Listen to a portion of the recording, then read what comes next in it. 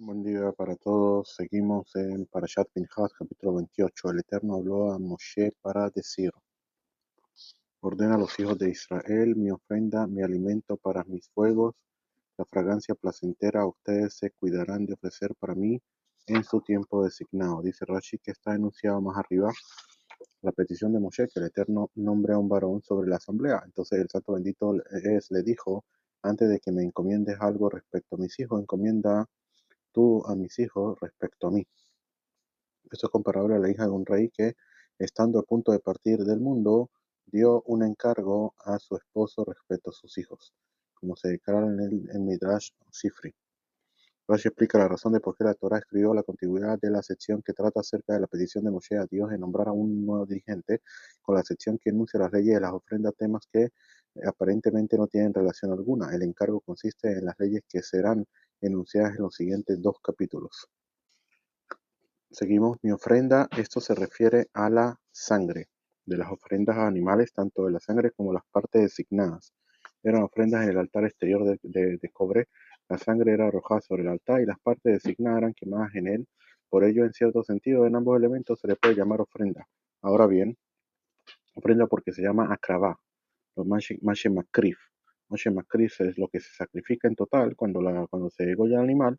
Se toma en una taza que había, se tomaba se colocaba la sangre del animal, lo que se llama dam anefesh, la sangre del espíritu del animal que salía, se colocaba en el recipiente y luego se iba a donde estaba em, depende del sacrificio que era también, si colocaba la sangre arriba o abajo, o en el yesod, que era uno de los, había un tipo de hueco entre las partes de la parte de los lados del Mizbeach, del altar, todo depende, y se iba hacia allá y se hacía el siguiente procedimiento. Eso es lo que se llama la crava del sacrificio. Se sacrificaba, se colocaba la sangre. Esa es práctica, lo principal del corbán. Mi alimento, dice esto, se refiere a las partes designadas, que eran quemadas en el altar, sobre todo lo que tiene que ver con el corbán, el sacrificio de asesión. Y asimismo la Torá dice en ella: el Cohen hará que ardan enumeradas sobre el altar ese alimento del fuego para el Eterno. ¿Bien? Seguimos, para mis fuegos. Dice aquí, es decir, las partes designadas que son colocadas para los fuegos de mi altar. La palabra Ishe es fuego, puede referirse a las ofrendas que son quemadas en el altar o a las piras de fuego del mismo. Seguimos, y les dirás: esta es la ofrenda ígnea que ofrecerán. ¿Bien?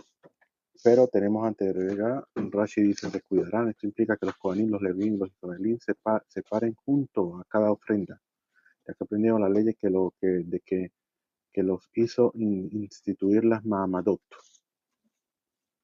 ¿Okay? Mahamadot, que literalmente quiere decir posiciones, es el nombre hebreo que se le da a las guardias que habían en el templo, que eran representantes del pueblo, que estaban presentes cuando se realizaba el servicio de ofrenda. De por sí, esa era una ofrenda que era para todo el pueblo de Israel.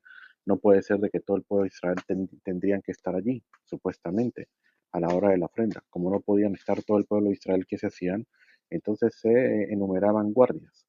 Se enumeraban guardias que ellos estaban allí, por decirlo así, de repente creo que era cada semana que se cambiaban las guardias, y las guardias se quedaban en Jerusalén. Y esas guardias, esas personas, dice el Tratado de Ta'anit también, que ellos tenían funciones, como por ejemplo estar parados presentes a la hora de sacrificar el animal, traer el animal, todo lo demás. También se leía la Torá, pedían también la tefilá porque el corbán fuera aceptado, muchísimas cosas que ellos hacían. Seguimos en su tiempo designado, todos los días es el tiempo designado para el ofrendamiento de las ofrendas continuas. Y sabemos que se ofrecían dos veces al día, uno en la mañana y otro el Ben Arbaim, quiere decir un poco antes de caer la noche. Seguimos, y les dirás, dice Rashi, esto constituye una admonición a la Corte de Justicia. Dice aquí, el sentido de la frase es que Moshe instituyera a la Corte de Justicia para que ésta a su vez instruyera al pueblo cómo cumplir las leyes de las ofrendas continuas. Y les dirás, esta es la ofrenda ígnea que ofrecerán al Eterno. Corderos de un año, sin defecto, 2 por día, en ofrenda de sesión continua. 2 por día, dice esta frase, puede entenderse según su sentido literal, pero esencialmente viene para enseñar que a estos dos animales deben ser degollados en un lugar opuesto al Yom, quiere decir al día. La ofrenda continua de la mañana debe ser degollada al oeste y la de la tarde al este de los anillos. Los anillos quiere decir anillos que se colocan en el piso para cuando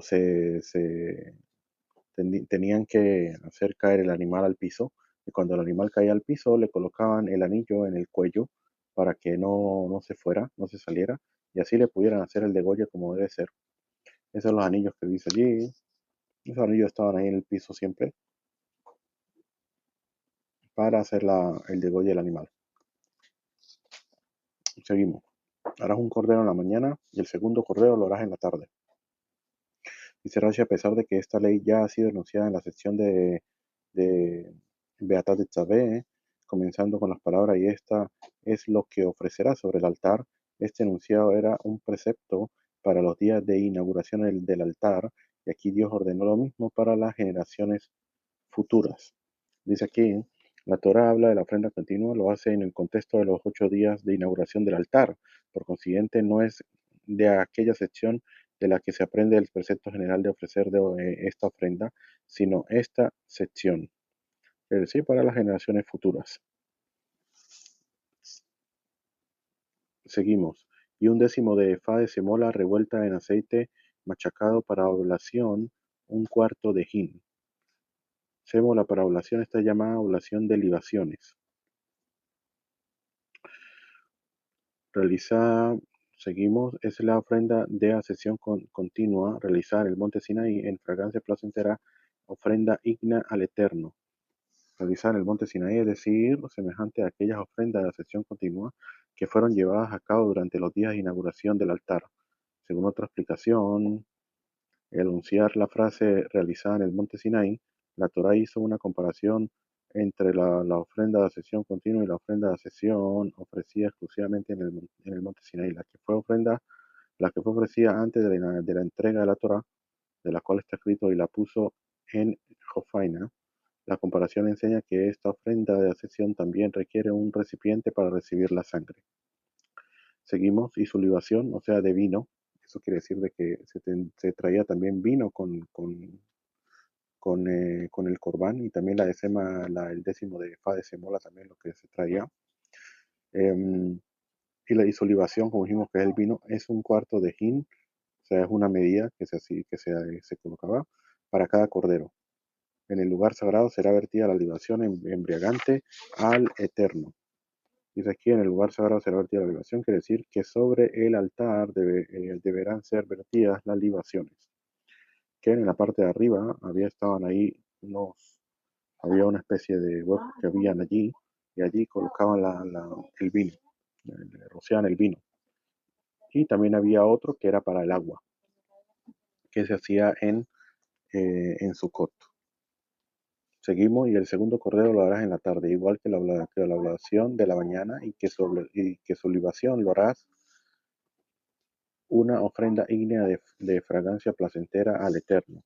La libación embriagante al Eterno, esto indica que debe ser un vino que embriague, lo cual excluye el vino nuevo recién salido del lagar. ¿Okay? Por eso dice que sea libación embriagante al Eterno, que sea un vino que sea embriagante. Al principio no es embriagante, se llama vino, no es embriagante. Cuando recibe el título de vino, entonces Rashi trae allí en una opinión en el Talmud que después de 40 días recibe el nombre de vino, como debe ser. ¿Bien? Y tiene que ser vino que sea embriagante también, que se utiliza para el kiddush, tiene que ver con el kiddush, pero no vamos a entrar en eso. Fragancia placentera, dice, al designarla de esta manera, Dios quiso significar que me cause satisfacción el hecho de que exprese un mandato y se cumplió mi voluntad. Bien, dice aquí que ahora bien, Rean y Joach, lo que quiere decir aquí con el satisfacción, con el placentero que dice allí, obviamente no quiere decir que el olor de las ofrendas era placentero para Dios, como si el ser humano le estuviera ofreciendo directamente a él, pues como se señala ante Elim, el mundo entero y todo lo que hay en él es de él. Por consiguiente, calificar a la ofrenda de fragancia placentera meramente indica que a Dios le es grato que el ser humano cumpla su voluntad cumpliendo el mandato divino al ofrecer las ofrendas. Y eso es lo que quiere decir aquí. Seguimos, ahora va a seguir con Shabbat. Y en el día de Shabbat, 2 corderos de un año sin defecto y 2 décimos de efa de semola revuelta en aceite para oblación y su libación. La ofrenda de asesión de cada Shabbat en su Shabbat, además de la ofrenda de asesión continua y su libación. ¿Qué? Un mandato diferente para Shabbat, porque se podría decir de que en Shabbat no se puede hacer estos sacrificios, por lo que se mata al animal y está prohibido matar al animal, ¿sí? Estamos prohibido matar al animal en Shabbat, pero para esto nos dice acá que nos hace, aquí en este caso sí se hace. Dice Rashi, pero no la ofrenda de sesión de un día de Shabbat en otro día de Shabbat. Por ejemplo, si por alguna razón no la ofreció en este Shabbat, yo pude haber pensado que debería ofrecer 2 ofrendas en el Shabbat siguiente. Para enseñarme que no es así, este versículo enfatiza en su Shabbat. Esto informa que si ya pasó su día en que debía ser ofrecida, su ofrenda es cancelada. Además de la ofrenda de sesión continua, dice Rashi, estos 2 corderos son las ofrendas adicionales específicas de Shabbat, aparte de los 2 corderos, la ofrenda de sesión continua ofrecidas cada día. Y este pasaje nos informa que las 2 ofrendas adicionales solamente deben ser ofrecidas entre las 2 ofrendas continuas. Y lo mismo que en este caso respecto a todas las ofrendas adicionales que enuncian la expresión alolata tamit. O sea, quiere decir una ofrenda de sesión de continua. Para derivar de ahí esta enseñanza. Seguimos. En su novilunio ahora va a pasar al Rojodesh, a la cabeza de mes. En el novilunio ofrecerán una ofrenda de ascensión al Eterno, 2 terneros, un cordero y 7 corderos de un año sin defecto y 3 décimos de efa de semola revuelta en aceite para oblación para cada ternero, y 2 décimos de efa de semola revuelta en aceite para oblación para el carnero. Dice Rashi, 3 décimos de efa, acorde con la ley que regula las liberaciones de un ternero, ya que así fueron determinadas en la sección que trata sobre las libaciones. Seguimos, y 1 décimo de efa de semola revuelta en aceite para oblación para cada cordero de su ofrenda de ascensión, de fragancia placentera, ofrenda ígnea al Eterno. Y sus libaciones serán medio hin para cada ternero, en tercio de hin para el carnero, y un cuarto de hin para cada cordero de vino. Esta es la ofrenda de ascensión de cada novilunio en su novilunio para los meses del año. Dice Rashi, esta es la ofrenda de ascensión de cada novilunio en su novilunio. Esto indica que si ya transcurrió su día, su ofrenda es cancelada y ya no tendrá periodo compensatorio para ofrecerla. Y un macho cabrío, ¿sí? Viene lo que viene aquí a agregar y un macho cabrío para ofrenda de pecado del Eterno. Además de la ofrenda de ascensión continua será hecha, así como su libación. Todos los demás machos cabríos de la ofrenda adicional tienen como propósito expiar por el pecado cometido al causar impureza en el santuario o en sus objetos consagrados. Por ello, todo ello, tal como se explica en el tratado talmúdico de Shavuot. Ahí habla sobre, con referente, que si la persona de repente entró allí, puede ser el Cohen, puede ser otra persona, entró en estado de impureza sin saber que estaba en impureza. O eh, o que de repente comió algo que estaba impuro, todo lo que tenga que ver con cosas que hayan pasado en impureza y que no se haya sabido con certeza, ¿sí? Entonces, Este sacrificio que se hacía también para este, eh, expiar ese tipo de pecado, ya que está prohibido entrar al Bet HaMikdash en estado de impureza. El macho cabrío de Rojodes difiere de todos los demás machos cabríos ofrecidos como ofrendas adicionales en el hecho de que respecto a él se declara que es ofrenda de pecado al Eterno. Ello es para enseñarte que solamente hace expiación por la impureza de alguien que no tenga conocimiento alguno de ella, como dijimos anteriormente, ni al principio ni al final del acto. Quiere decir que no tuvo una DA, o sea, que no estuvo en que no tenía consentimiento de que estaba este, impuro, en estado de impureza, ni al principio ni al final, no se dio cuenta, de tal modo que no haya nadie que tenga conocimiento de la falta, sino solo el santo bendito es. Y aprendemos de los demás machos cabríos a partir de este caso, y el Midrash, y el Midrash Agadico de, que, de por qué esta ofrenda de novilunio es definida como el eterno afirma el santo bendito es, dijo: traigan una ofrenda de expiación ante mí por el hecho de que yo reduje las dimensiones de la luna respecto a las del sol,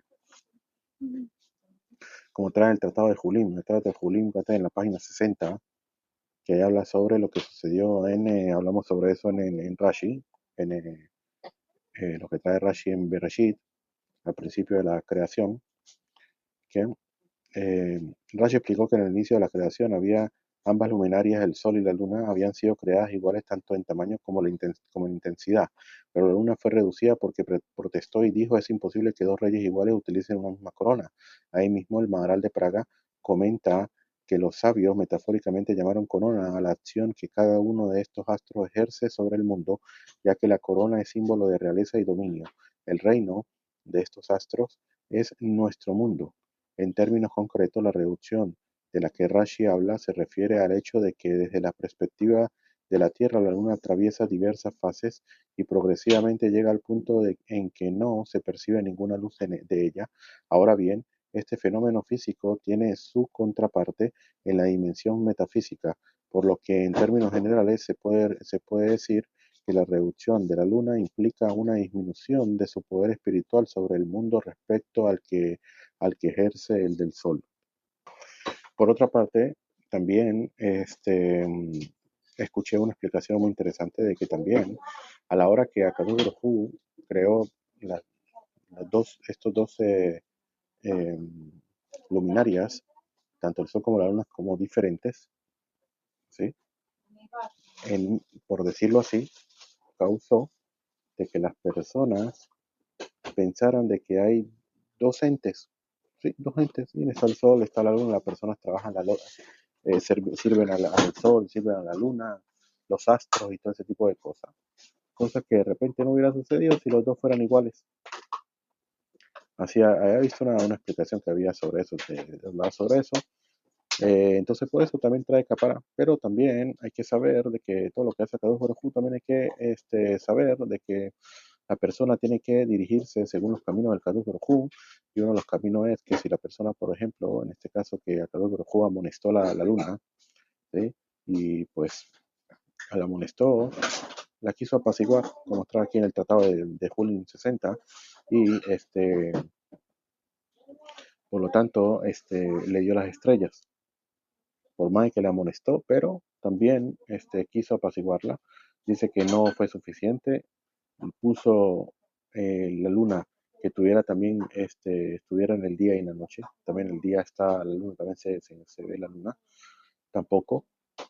Y a la final él dijo que traería un sacrificio para ella, por lo que había hecho durante todas las generaciones, que iba a ser lo que se hace en Rosh Hodesh. Seguimos. Entonces, antes de que pasar, aquí esto nos quiere decir de que nosotros aprendamos también que si la persona, por ejemplo, amonesta a sus hijos, ¿sí? En este caso que tiene que hacerlo, obviamente, no le va a decir que todo está permitido, tiene que también amonestarlo en caso de que te vea que no está haciendo algo bien. Pero por otro lado, también hay que apaciguarlo. Eso es lo que dijeron los sabios en el Tratado de Sotá, que dice que la mano derecha empuja, pero la mano izquierda regresa. ¿Qué quiere decir? Con respecto, eso es muy interesante, con respecto a lo que tiene que ver con la educación de los hijos. Por eh, una parte, la mano izquierda, que quiere decir que es lo que tiene que ver con la kibura, que es el juicio, tienes que, ¿quién? Amonestar a la persona, a los hijos, en este caso, o decir lo que tienes que hacer, en este caso si hablas al público y todo lo demás. Pero por otra parte, con la mano derecha, que es el gesed, es la caridad, ¿sí? Es la misericordia, acércalos, acércalos también. No se puede todo el tiempo, ¿sí? No se puede todo el tiempo amonestar, amonestar, amonestar, amonestar. La persona, sobre todo hoy en día, que hoy las personas están llenas de orgullo, no se les puede decir absolutamente nada. Por eso hoy, por ejemplo, hoy hemos llegado a un punto donde ya prácticamente casi no se le puede ni siquiera, era como antes la persona no solamente amonestaban a los hijos, sino también hasta incluso le pegaban. No, no le pegaban en un punto de que lo agarraran a golpe. Estamos hablando de pegarle quiere decir en la mano o cosas así, eso no se hace, ¿no? Hoy en día ya prácticamente casi que no se hace. Ya hoy hay que tener bastante cuidado con eso, porque ya los hijos no son como antes. Hoy en día estamos en un mundo diferente. Ya la gente está tan llena de orgullo que no se le puede decir nada. Si se le dice cualquier cosa, lo toma a otro punto y se le dice por qué me dijo, por qué me miró, por qué no sé qué, por qué no sé qué más, que no sé qué, no sé qué más. Y puro, todo a la final tiene que ver con el orgullo, que la persona está llena de orgullo. Todo eso tiene que ver con orgullo, que la persona, si en verdad fuera una persona en verdad que tiene bastante, ponerlo como Moshe Rabbeinu, que tiene humildad, de verdad, una persona de humildad, qué dijo de mí, qué no dijo de mí, o qué esto, qué lo otro, poco me importa, es como le hablen a la pared responde, la pared le importa esto, no, pero si la persona todo eso, tú me dijiste, tú esto, no sé qué, me miraste, no esto, entonces, imagínate, de dónde hemos llegado hoy, pero, sé que deja acá, seguimos. Además, la ofrenda de sesión continua será hecha todo este servicio de ofrendas. Dice aquí, ¿quién? Y un macho cabrío para ofrenda de pecado al Eterno, además de la ofrenda de sesión continua, será hecha así como su libación. Así como su libación, dice Rashi, así como su libación, no se refiere al macho cabrío, ya que la ofrenda de pecado no lleva libaciones. ¿Quién? Ninguna ofrenda de pecado se sabe que no está acompañada con libaciones de vino, por tanto, ¿por qué? Porque trae en el tratado de Sebajín, que lo trae también el tratado de Menajot, donde lo dice Rabbi Shimon, de que no haya la persona, la libación y todo lo que trae el corbán, lo trae para hacerlo como más bonito, más bello, ¿sí? Pero lo que tiene que ver con pecado, no, que la persona sepa que lo que hizo no está bien. Por lo tanto, el pecado no trae libaciones, no trae nada de eso. La persona se arrepienta que lo que hizo no está bien. Por eso no se trae libaciones. Seguimos. Y en el primer día y en el primer mes, el decimocuarto día del mes, será la ofrenda de Pesaj al Eterno. El decimoquinto día de este mes es festividad. Durante un periodo de 7 días se comerá pan acimo. En el primer día habrá una convocación de santidad, no realizarán ninguna labor de trabajo. Ofrecerán una ofrenda ígnea, una ofrenda de sesión al Eterno, 2 terneros, un carnero y 7 corderos de un año. Sin defecto serán para ustedes. Bueno, dice Rashi, ninguna labor de trabajo, incluso la labor que sea necesaria para ustedes. Por ejemplo, la labor relacionada con algo que implique una pérdida que está permitido llevar a cabo en Hol Moed está prohibido en el día mismo de la festividad. Eso quiere hablar, Hol Moed quiere decir entre un Pesaj y el otro Pesaj, o entre Sukkot y el otro Sukkot. Esos días que están en el medio se llaman Hol Moed. Por una parte es Hol, quiere decir Hol, que quiere decir profano, ¿sí? Los días mundanos.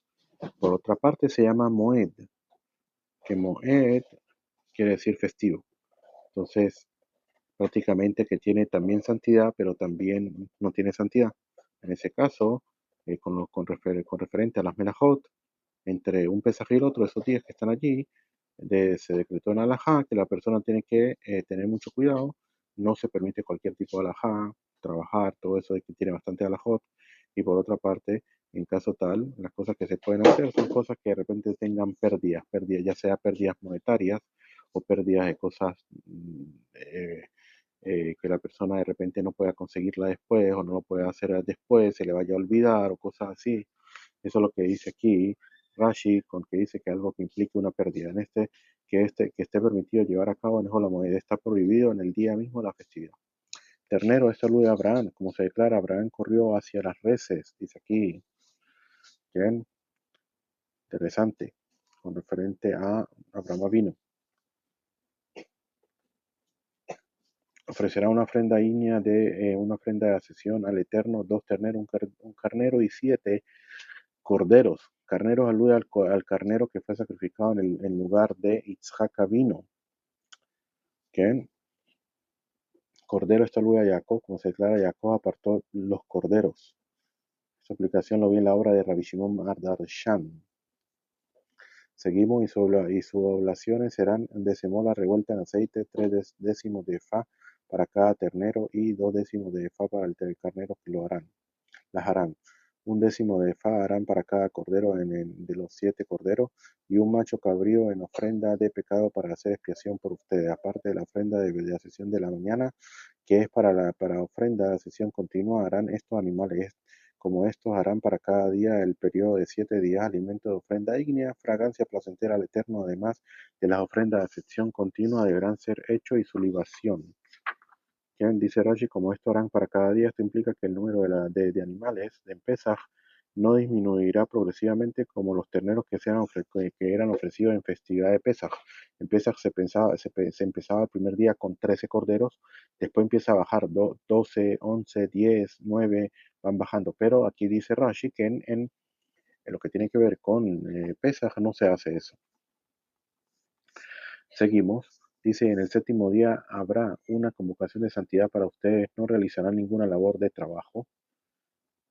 Y en el día de las primicias, quiere decir Shavuot, como dice Rashi aquí, la festividad de Shavuot es llamada de las primicias de la siega de trigo, en alusión a los 2 panes, que eran los primeros de las oblaciones que eran traídas de la nueva cosecha del grano. Se traían con los 2 corderos, los 12 chivos que se, que se mataban también, que se ofrecían en la festividad de las primicias de Shavuot.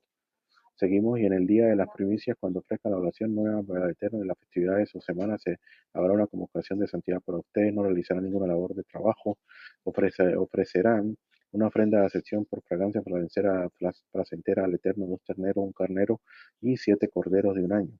Y su oblación de sémola revuelta en aceite, 3 décimos de efa para cada ternero, 2 décimos de efa para el carnero y un décimo de efa para cada cordero de los 7 corderos, y un macho cabrío para hacer expiación por ustedes. Aparte de la ofrenda de ascensión continua y su oblación, los harán sin defecto, serán para ustedes y sus libaciones. Dice Rashi, también estas libaciones deberán ser sin defecto. De aquí aprendieron nuestros maestros que el vino que tenga un aspecto enmohecido es inválido para las libaciones. El requisito general de que los animales ofrecidos como ofrenda de ascensión sean sin defecto ya fue enunciado, por lo que sería de superfluo repetirlo aquí. Y si este requisito se aplicase al macho cabrío enunciado en el versículo 30, la Torah debió haberlo enunciado ahí mismo. Por ello, si la Torah anunció el requisito de sin defecto junto con las olivaciones, ello implica que también que éstas debían tener esa condición, también el vino y también lo demás que traía. Con esto hemos terminado el capítulo 28 para seguir el capítulo 29 de Sartashem. Que tengamos buen día.